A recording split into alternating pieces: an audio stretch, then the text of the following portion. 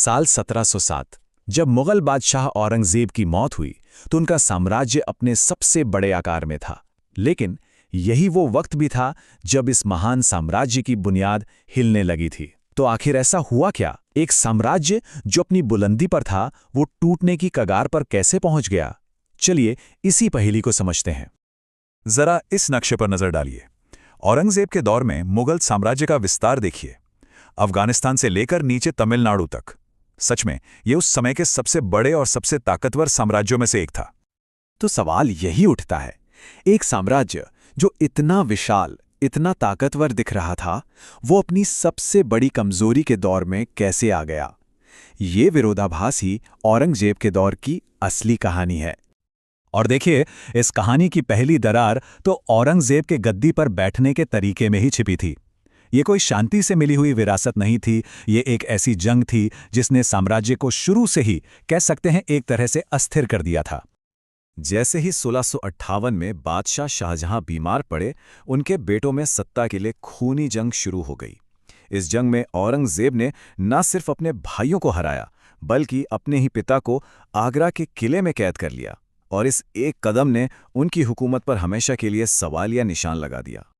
और गद्दी पर यह हिंसक कब्जा, ये तो बस शुरुआत थे। औरंगजेब का लगभग पूरा शासनकाल साम्राज्य के अलग अलग कोनों में सुलग रही विद्रोह की आग को बुझाने की कोशिश में ही निकल गया। और ये कोई एक दो जगह की बात नहीं थी। आप देखिए, उत्तर में जाट और सिख, उत्तर पश्चिम में अफगान और दक्षिण में मराठा। ऐसा लग रहा था मानो साम्राज्य हर तरफ से चुनौतियों से घिरा हुआ था। और एक बात साफ समझ लेनी चाहिए, ये कोई छोटी मोटी झड़पें या दंगे नहीं थे, ये लगातार चलने वाली लड़ाइयां थीं। ऐसी जंगें जो साम्राज्य के खजाने को और उसकी फौज को धीरे धीरे लेकिन लगातार खोखला कर रही थीं। लेकिन इन सभी विद्रोहों में से एक चुनौती ऐसी थी जो औरंगजेब के लिए सबसे महंगी, सबसे लंबी और सबसे मुश्किल लड़ाई साबित हुई। वो था दक्कन का मोर्चा और मराठों का उदय। दक्षिण भारत में शिवाजी महाराज के नेतृत्व में एक बिल्कुल नई ताकत उभर रही थी। मराठा कोई आम विद्रोही गुट नहीं थे, उनका मकसद साफ था, एक आजाद राज्य बनाना, जो मुगल सत्ता के लिए एक सीधी चुनौती थी। मराठों की युद्ध नीति मुगलों के लिए एक पहेली जैसी थी। वो मुगलों की भारी भरकम सेना से आमने सामने की लड़ाई नहीं करते थे। जैसा कि यहाँ लिखा है, वो छापामार युद्ध करते थे, मतलब तेजी से हमला करो और फिर पहाड़ियों में गायब हो जाओ। इस रणनीति ने मुगल सेना को बुरी तरह थका दिया। और बात सिर्फ लड़ाई तक ही नहीं थी, मराठों ने चौथ नाम का एक टैक्स वसूलना शुरू कर दिया। ये सिर्फ पैसे की बात नहीं थी, ये सीधे सीधे मुगल हुकूमत को चुनौती थी। मतलब जिस इलाके में मराठे चौथ वसूल रहे हैं, वहां असल में मुगल शासन खत्म हो जाता था। सोच कर देखिए, औरंगजेब ने अपनी जिंदगी के आखिरी 25 साल से भी ज्यादा का वक्त दक्कन में इन्हीं लड़ाइयों में गुजार दिया, एक चौथाई सदी लगातार युद्ध में। तो एक तरफ तो मैदान जंग में ये सब चल रहा था, लेकिन साम्राज्य के अंदर दरबार में, प्रशासन में भी एक बहुत बड़ा संकट गहरा रहा था, जिसे हम जागीरदारी संकट कहते हैं।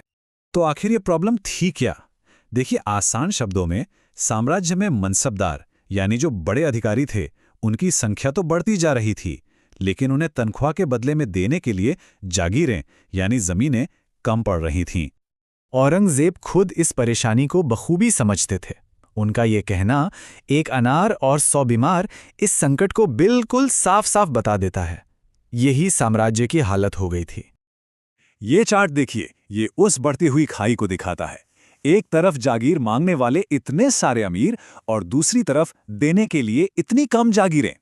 और जब ताकतवर अमीरों को उनकी वफादारी का इनाम नहीं मिलता, तो फिर वफादारी भी कमजोर पड़ने लगती है। इसी ने प्रशासन को अंदर से हिलाकर रख दिया। तो हमने सैन्य और प्रशासनिक दरारें देख लीं। अब बात करते हैं उन नीतियों की जिन्होंने इन दरारों को और भी गहरा कर दिया और साम्राज्य को इसकी एक बहुत बड़ी कीमत चुकानी पड़ी। देखिए, औरंगजेब की धार्मिक नीतियां उनके पुरखों, खास तौर पर अकबर की सुलह कुल की नीति से बिल्कुल अलग थीं। 1679 में गैर मुसलमानों पर जजिया टैक्स दोबारा लगाना और कुछ मंदिरों को तोड़ने के आदेश देना, ये ऐसे कदम थे जिनसे लोगों के एक बड़े वर्ग में काफी नाराजगी फैली। लेकिन यहीं पर एक बहुत ही दिलचस्प और थोड़ा हैरान करने वाला तथ्य सामने आता है। इन नीतियों के बावजूद ये आंकड़े देखिए, औरंगजेब के शासन में हिंदू अमीरों की संख्या अकबर या शाहजहां दोनों के दौर से कहीं ज्यादा थी।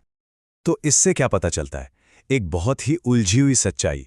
एक तरफ ऐसी नीतियां थीं जो नाराजगी पैदा कर रही थीं, लेकिन दूसरी तरफ प्रशासन चलाने के लिए साम्राज्य उन्हीं लोगों पर और ज्यादा निर्भर होता जा रहा था।